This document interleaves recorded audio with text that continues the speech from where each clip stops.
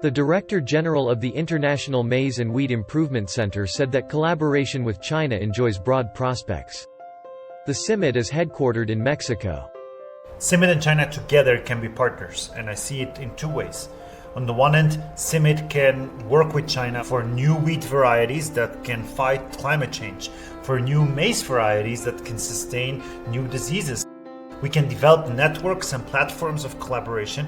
You have excellent research institutes, and we can combine both the capabilities. CIMMYT germplasm is broadly used in both developing and developed countries, largely due to its high yield potential, broad adaptation, and disease resistance. We are ready to actually generate data platforms, innovation platforms, exchange platforms where this scientific knowledge can be generated. And I think investing in agriculture is investing in a safe and peaceful future for the country. And we are there to co-construct that CIMMYT with China, and we're serious about it.